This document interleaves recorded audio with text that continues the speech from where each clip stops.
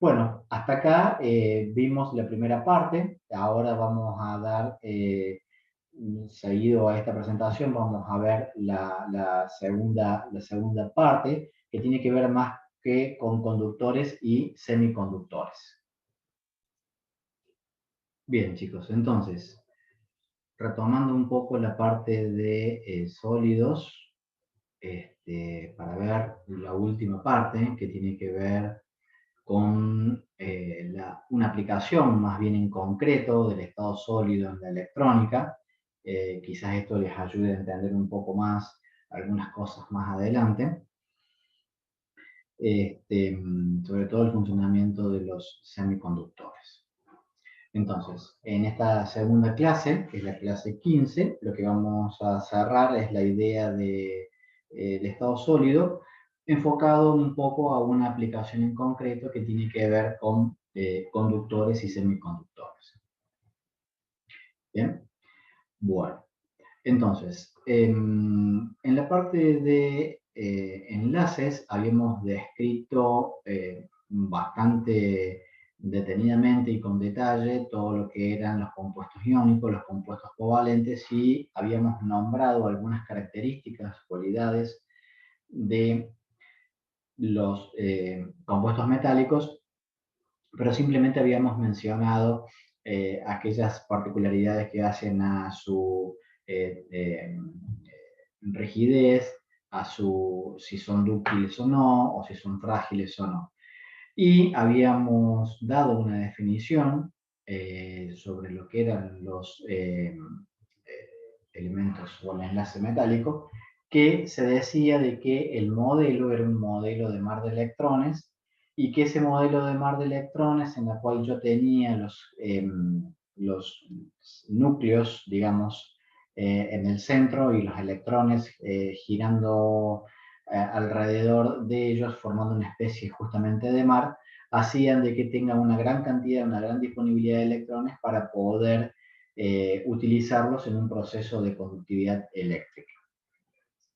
Bueno, este modelo en realidad es un modelo bastante sencillo y simplificado, pero no nos permite decir con exactitud por qué un sólido es mejor conductor que otro o por qué conducen la corriente eléctrica o algunas otras propiedades como por qué no la conducen con el aumento de la temperatura algunos compuestos, algunos elementos y por qué lo hacen otros. Entonces, como este modelo queda un poco obsoleto, nos vamos a basar un poco más en la parte de la mecánica cuántica y de un modelo en particular que habíamos visto al final de la clase de enlaces, cuando vimos enlaces, que era la teoría del orbital molecular. ¿Bien? Entonces, ¿qué sucede? Sucede que desde el punto de vista de la mecánica cuántica, cuando dos átomos se acercan entre sí, yo tenía orbitales moleculares que los dividía en orbitales moleculares enlazantes y de antienlace. Cuando estos orbitales atómicos de estos dos elementos que están contiguos se solapan entre sí, forman o tienen la capacidad de formar orbitales moleculares. Entonces, ¿qué pasa? Los electrones de este elemento pasan a formar parte también del elemento que está a su lado. Cuando nosotros estudiamos química, estudiamos que tenemos un determinado número de moles de un determinado elemento, que puede ser, qué sé yo, cobre, hierro, entre otros, níquel. Entonces, cuando yo hablo de un n número de moles, estoy hablando obviamente de un n número de orbitales moleculares que se van formando. Y si yo acá tengo dos orbitales, obviamente que el salto de un electrón de un orbital a otro sea un poco más difícil. A medida que voy sumándole elementos, le voy sumando orbitales atómicos, esos orbitales atómicos se van solapando entre sí para formar orbitales moleculares, y si el número de átomos va creciendo hasta un número n, número de Avogadro, por ejemplo, entonces sería algo parecido a que si yo tuviera que construir un puente entre estos dos extremos, a medida que voy agregándole partes de ese puente son los orbitales moleculares los que se van adicionando y eso hace de que los electrones ahora tengan la capacidad de saltar de un orbital a otro y favorecer el proceso de conductividad eléctrica. Entonces, el modelo del mar de electrones ahora lo vamos a dejar de lado y nos vamos a enfocar en la mecánica cuántica relacionado a la teoría de orbitales moleculares. Entonces, cuando nosotros tenemos un determinado elemento, sabemos que a partir de los distintos niveles de energía, teníamos orbitales que tenían un número determinado de electrones. Y que también teníamos niveles energéticos permitidos en los cuales los electrones podían saltar energéticamente hasta ese nivel y luego caer, pero que no ocupaban específicamente esas posiciones, pero van a utilizarse ahora en la explicación del enlace metálico. Cuando ese número de átomos, ese n, se solapan entre sí, se van a ir solapando los distintos orbitales y los niveles permitidos y los niveles energéticos que están vacíos. Entonces, lo que se va a ir formando es una especie de un nivel en el cual yo tenga los electrones y en otro en los cuales estén vacíos, que yo no tenga electrones, pero que me permitan a mí poder favorecer energéticamente el salto de un nivel a otro para favorecer la conductividad eléctrica.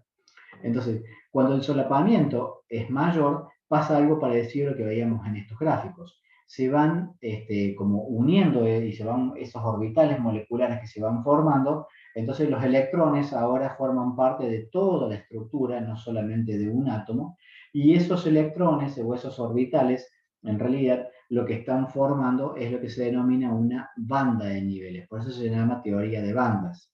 Entonces, en la teoría de bandas, a mí lo que me dice es que un compuesto metálico está conformado por una banda llena de electrones, que la voy a llamar banda de valencia, y una banda energética en la cual los electrones pueden circular, pueden saltar, que la voy a llamar banda de conducción. Entonces, en los sólidos metálicos, esta diferencia que hay, este espacio vacío que hay entre la banda de valencia y la banda de conducción es prácticamente nulo. Es decir, yo tengo una gran cantidad de electrones y a su vez también tengo en la banda de valencia y tengo una banda de conducción lo suficientemente ancha para permitir que los electrones pasen de una banda a otra y me permitan o favorezcan la conductividad eléctrica.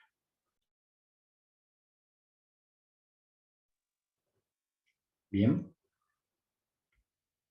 Entonces, lo que sucede o cómo se divide, digamos, un elemento metálico que tiene la capacidad de conducir la corriente eléctrica, entonces va a estar dividido, todos los sólidos se los va a dividir en dos bandas y una zona eléctrica que se denomina zona eléctrica prohibida. Una banda de valencia que va a estar compuesta por los electrones de valencia, ¿está bien? Y una banda de conducción, que es una banda vacía, a la cual los electrones de la banda de valencia pueden saltar hacia esa banda. Mientras menos espacio haya entre la banda de valencia y la banda de conducción, más fácilmente van a poder saltar los electrones de una banda a otra y va a ser un mejor conductor de la corriente eléctrica. Entonces, de acá yo puedo dividir, digamos, como los sólidos en tres grandes categorías: en conductores, en semiconductores y en aislantes. A medida que la banda o la zona eléctrica prohibida se hace más ancha, más grande, la distancia entre la banda de valencia y la de conducción aumenta, y eso hace de que yo tenga o esté en presencia de un sólido aislante. ¿Ven? Entonces, en el caso de los conductores, esa diferencia energética es prácticamente nula. Entonces, los electrones van a poder moverse con libertad desde la banda de valencia a la banda de conducción y eso va a favorecer, digamos, el proceso de conductividad eléctrica en este tipo de compuestos. ¿Qué sucede o cómo se comporta un conductor a medida que aumenta la temperatura? Bueno, como en un sólido conductor yo tengo una muy poca distancia entre la banda de valencia y la banda de conducción, quiere decir de que fácilmente los electrones pueden pasar de una banda a otra. Ahora, a medida que aumenta la temperatura, la movilidad de esos electrones va a ser mayor y voy a poder poner en juego una mayor cantidad de electrones desde la banda de valencia hacia la banda de conducción. Ahora, eso me juega un papel importante en el funcionamiento de un conductor con el aumento de la temperatura, porque al haber una mayor cantidad de electrones en la banda de conducción, que es la banda que a mí me permite producir o favorecer la conductividad eléctrica, se va a producir una especie como de congestionamiento de electrones en las cuales los electrones van a chocar entre sí y eso me va a disminuir la conductividad eléctrica en un sólido conductor si aumenta la temperatura. ¿Bien? Por ejemplo, sería algo muy parecido a esto. Si yo tengo en una estación de peaje o en una autopista, todos los autos forman parte de electrones, serían como los electrones, y si los tengo en ambas bandas y pasan todos los autos de la banda de valencia a la banda de conducción, entonces se va a producir un congestionamiento en los cuales los vehículos van a empezar a moverse cada vez o sea, más lenta. Entonces, ese movimiento más lento desfavorece la conductividad eléctrica y eso es lo que sucede en un sólido conductor. ¿Está bien? Ahora, si uno de los carriles los tengo vacío y puedo ir pasando autos de a poco a cada uno de los carriles, entonces lo que estoy favoreciendo es la conductividad eléctrica. En este caso sería como en presencia de un aumento de la temperatura y acá a una temperatura ambiente, por ejemplo. Bien, los semiconductores. Bueno, los semiconductores tienen una conductividad intermedia en lo que sería un conductor y un aislante. Entonces, esa zona prohibida es una zona relativamente pequeña que a mí me permite la posibilidad de poder transferir electrones de la banda de valencia a la banda de conducción en determinadas situaciones. Entonces, en esas determinadas situaciones voy a poder favorecer la conductividad eléctrica y eso me va a dar una gran utilidad en la aplicación de los semiconductores, sobre todo en los componentes eléctricos y electrónicos. Y por último, los aislantes, al tener una separación muy grande entre la banda de valencia y la banda de conducción, entonces la cantidad de energía que yo necesito para pasar electrones de la banda de valencia y la conducción es muy grande y entonces en este caso se estaría desfavoreciendo el proceso de conductividad. ¿Eh? Desde un punto de vista cualitativo, cuantitativo, yo acá tengo la cantidad de energía que necesito para pasar un electrón de la banda de valencia a la banda de conducción.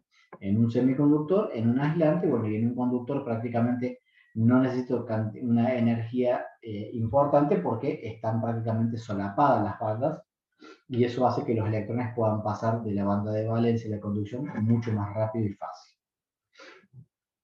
Bueno, acá este gráfico explica un poco lo que veíamos recién, ¿está bien?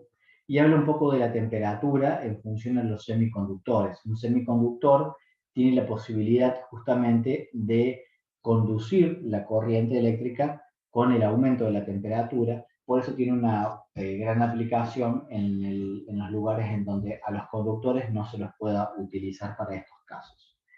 Entonces,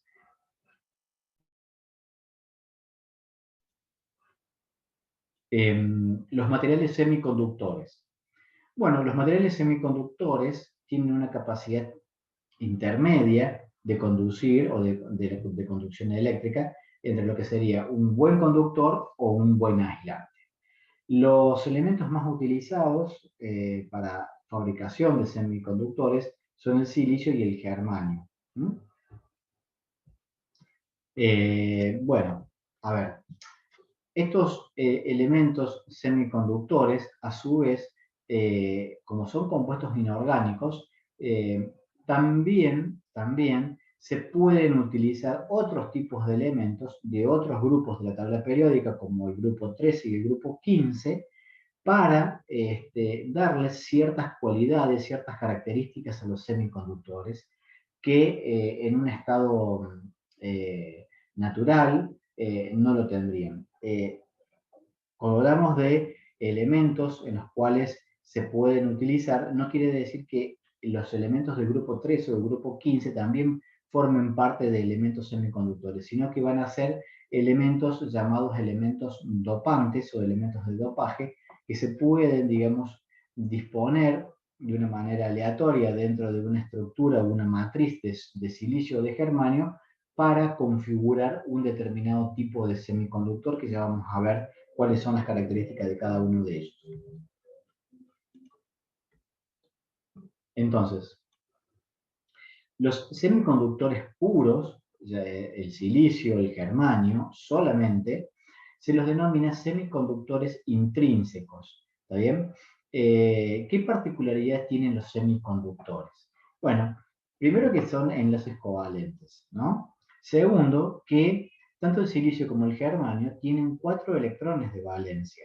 Entonces, a diferencia de los compuestos iónicos, en donde había una gran diferencia de electronegatividad entre un elemento y otro, que hacía que el de mayor electronegatividad adquiera o se produjo una transferencia del electrón del compuesto menos electronegativo hacia el más electronegativo.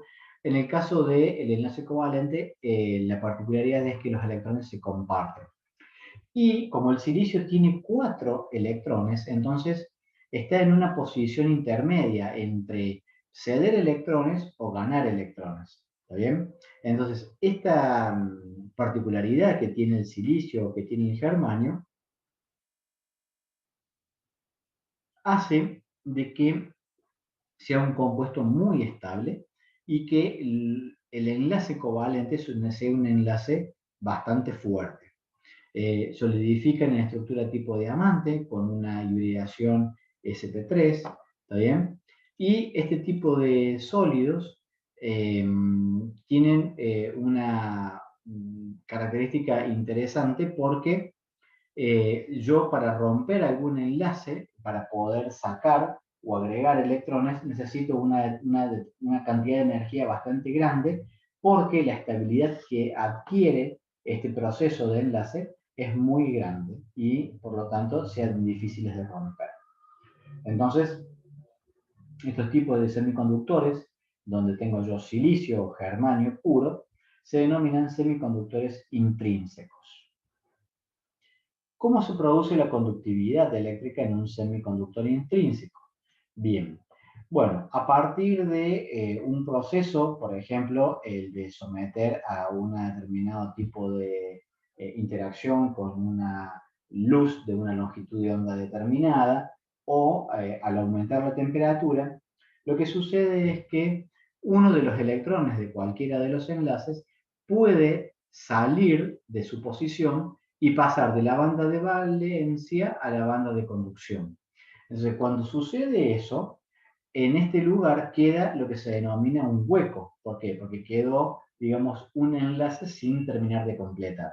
Entonces, lo que va a pasar acá es que un electrón de uno de los enlaces contiguos va a tender a ocupar a ese hueco, pero acá se va a generar otro hueco. Entonces, después estos electrones pueden nuevamente volver a ocupar los huecos, pueden volver otra vez a la banda de valencia, y este proceso de recombinación que se denomina de formar un hueco y de a su vez un electrón como tapar ese hueco, entonces favorece el proceso de conductividad eléctrica y lo hace justamente en situaciones en las cuales hay un aumento de la temperatura. Entonces, si nosotros tenemos hipotéticamente un elemento como el germanio a 0 grado Kelvin, digamos, que sería el estado de máximo ordenamiento de los sólidos, voy a ver que no hay movimientos ni hay enlaces covalentes que se estén rompiendo. Entonces, por lo tanto, acá no va a haber electrones que puedan pasar de la banda de valencia a la banda de conducción. Ahora, si aumenta levemente la temperatura, bueno, no tan levemente, pero a 300 Kelvin, entonces se empieza a producir este proceso de recombinación. Se rompe un enlace, como que se libera un electrón y ese hueco, que es una carga positiva que queda cargado positivamente, hace y permite de que otro electrón vuelva a ocupar ese espacio y se genere un nuevo hueco y de esa manera se genera, digamos, como un flujo de corriente, o sea, de movimiento de cargas eléctricas negativas, que son los electrones, y a su vez también se van formando huecos o cargas parcialmente positivas. Entonces, lo que sucede en general es este proceso de generación y recombinación. Generación porque se genera un hueco y recombinación porque un electrón va a ir a, digamos, a ese lugar para producir otra vez el enlace covalente en ese lugar. ¿Bien? Obviamente estamos hablando de procesos con una vida media muy baja que es en el orden de los milisegundos o microsegundos, ¿no? Esto no se da a velocidades muy lentas. Bueno, ¿y qué pasa si a un semiconductor intrínseco lo someto a un campo eléctrico? Entonces, lo que sucede acá es que depende cómo oriente yo el campo eléctrico, puedo tener una polarización directa o una polarización inversa. Entonces, en este caso, lo que tengo es una polarización directa y el flujo de electrones va hacia la parte positiva de mi campo eléctrico y los huecos se van a ir corriendo, digamos, hacia la parte negativa. ¿Bien? Es así como funciona, digamos, ese flujo, digamos, de cargas. Entonces, la carga positiva también se va a mover y se denomina un portador de carga positiva o hueco. Entonces, en un semiconductor yo voy a tener dos tipos de portadores. Los portadores de cargas eléctricas negativas, que son los electrones, y los portadores de carga positiva, que son los huecos. Bueno, acá grafica un poco el mecanismo de conducción, digamos, cómo se producen a partir de la interpretación del diagrama de bandas, el proceso de conductividad eléctrica en un semiconductor. ¿Está bien? Yo tengo acá tres átomos uno al lado del otro, en uno se me genera un hueco y entonces los átomos adyacentes empiezan a cubrir, digamos, esos huecos produciendo el flujo de cargas. Bueno, y eso es un poco lo que vimos recién, digamos, los tipos de polarizaciones que suceden en un semiconductor tipo intrínseco, ¿bien? Y cómo se van distribuyendo las cargas. Ahora,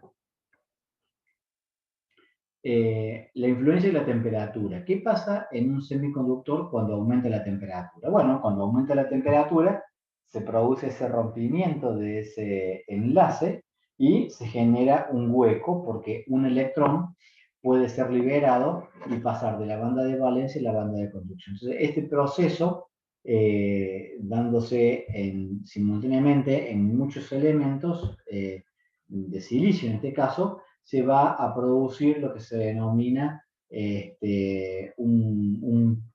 o sea, cada enlace roto lo que va a generar, digamos, es un electrón, va a poner a disposición un electrón y se va a generar lo que se denomina un par electrón hueco, que a mí me permite poder conducir la corriente eléctrica a medida que aumente la temperatura. Bien, ahora, los semiconductores intrínsecos no son los únicos que existen.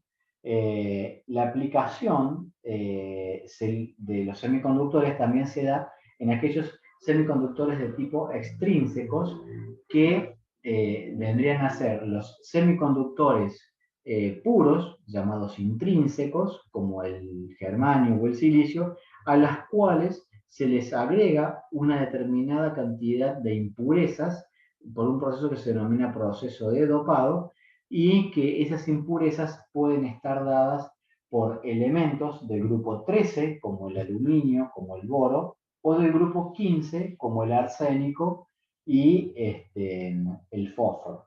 Entonces, ese proceso de dopado lo que se hace es quitar elementos de la matriz como silicio o el germanio y agregar otros elementos distintos, diferentes, que pueden ser o bien del grupo 13 o del grupo 15. ¿Está bien? Entonces, este tipo de semiconductores se denominan semiconductores extrínsecos. Hay dos tipos de semiconductores extrínsecos. Uno es el tipo P y otro llamado tipo N. ¿Por qué se llaman tipo P y por qué se llaman tipo N? Bueno, el semiconductor tipo P es aquellos semiconductores en los cuales el proceso de dopado o el agregado de impurezas corresponden al grupo 13, es decir, aluminio, boro o indio. En este caso, cuando yo agrego un elemento como el boro y lo reemplazo por un silicio, lo que sucede es que el silicio tenía 4 electrones. Entonces se enlazaba con 4 silicios a su alrededor y generaba un enlace covalente con cada uno de ellos. Ahora, en el caso del boro, al reemplazar al silicio, solamente tengo 3 electrones. O sea, tanto el boro como el aluminio o el indio forman parte de ese grupo. Entonces, sea uno u otro, digamos, el principio va a ser el mismo. Entonces, va a haber un enlace que no se va a poder formar. ¿Por qué? Porque el boro no tiene un electrón de más de los 3 que dispone en su último nivel de energía para poder generar un enlace. Entonces, yo acá lo que parto es de un semiconductor con un hueco, por eso se denominan tipo P de positivo en realidad. ¿Por qué? Porque yo ya genero un semiconductor con una carga parcial positiva en este lugar. Entonces, en este caso, los huecos van a ser los portadores mayoritarios y los electrones van a ser los portadores minoritarios. ¿Está bien? Entonces, energéticamente, ¿cómo veo yo esto? Bueno, en un semiconductor tipo P, lo que estoy haciendo al agregar un elemento trivalente como el boro o el aluminio es aumentar la banda de valencia. Por lo tanto, si yo aumento la banda de valencia, disminuyo la zona energética prohibida, y eso hace de que a mí me genere la capacidad de poder conducir la corriente eléctrica con una mayor facilidad de lo que es un semiconductor de tipo intrínseco. ¿Está bien? Bueno, entonces, ahora, ¿qué sucede cuando yo en vez de agregar un elemento trivalente, agrego un elemento pentavalente, como por ejemplo fósforo o arsénico? En este caso, lo que sucede es totalmente lo contrario. Acá el fósforo tiene 5 electrones y yo tengo 4 silicios para poder enlazar, con lo cual me queda de antemano, ya parto con un electrón libre o disponible para poder favorecer la conductividad eléctrica. Entonces, este tipo de impurezas o este tipo de dopaje con elementos del grupo 15 me genera semiconductores de tipo N o también llamados negativos, en donde en este caso los electrones van a ser los portadores mayoritarios y los huecos van a ser los portadores minoritarios. ¿Está bien?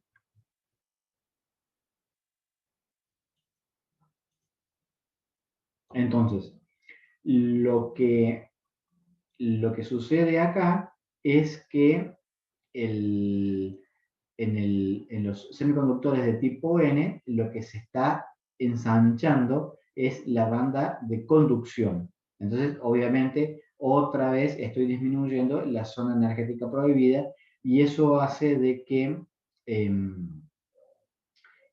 la facilidad con la que pueden conducir estos tipos de semiconductores sea mucho mejor que la de un semiconductor tipo intrínseco.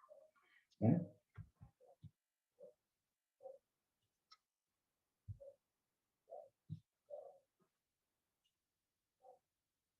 Ahora, así como puedo tener los semiconductores puros, como los intrínsecos, y los extrínsecos, que son aquellos que son dopados, si yo ahora combino en un mismo componente semiconductores de tipo P con tipo N, entonces lo que voy a generar es un semiconductor tipo PN. Y así como existen los PN, están los NP, los NPN, los PNP. Entonces, de ahí surgen justamente el nombre de estos tipos de semiconductores y que tienen aplicaciones variadas, como por ejemplo en transistores, en capacitores, en donde se cumple, digamos, la utilización de estos tipos de semiconductores. Entonces, acá lo que se genera, digamos, es el boro tiene un hueco y el fósforo agrega un electrón de más. Entonces, este proceso de generación y recombinación que se va a dar en esta justamente combinación entre semiconductores tipo P y tipo N, me da algunas aplicaciones importantes dentro del punto de vista de la electrónica.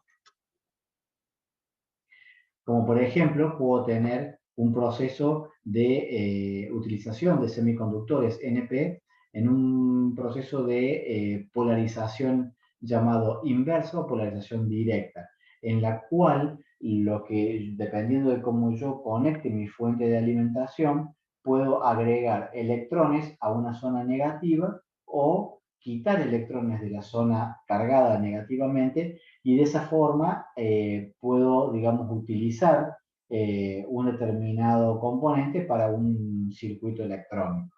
¿Bien? Entonces, por ejemplo, esta sería la aplicación de lo que se llaman diodos rectificadores. ¿Bien? Bueno, estos son algunos de los ejemplos o de los tipos de aplicaciones que se pueden dar en el campo de la electrónica con el tema de semiconductores, como por ejemplo los que yo recién les comentaba, los tipos NPN o PNP. Dependiendo de lo que yo necesite lograr dentro de mi plaqueta, voy a ir configurando la misma a partir de la incorporación de determinados tipos de transistores que me permitan a mí, digamos, poder direccionar la corriente eléctrica. Entonces los transistores vendrían a cumplir una función muy parecida a lo que desde el punto de vista de la química nosotros llamamos válvulas. ¿Está bien? Podemos permitir el mayor o el menor flujo o un caudal de un determinado fluido a partir de la apertura o cierre de una válvula. Bueno, en la parte de los componentes electrónicos se lo da a partir del flujo de electrones que pueden pasar por un determinado tipo de transistor. Bueno, con esto, chicos, estaríamos terminando la parte teórica de la unidad de sólidos. ¿Está bien? Y bueno, obviamente que por ahí después les van a surgir dudas, así que yo les pido que esta clase después la puedan ver, reproducir, y la clase que viene ya estaríamos arrancando con el tema de soluciones, pero si hay algunas dudas respecto a la parte teórica de esta clase, también la podemos repasar. Así que bueno, gracias por todo y bueno, cualquier cosa lo vemos en la próxima clase. Saludos.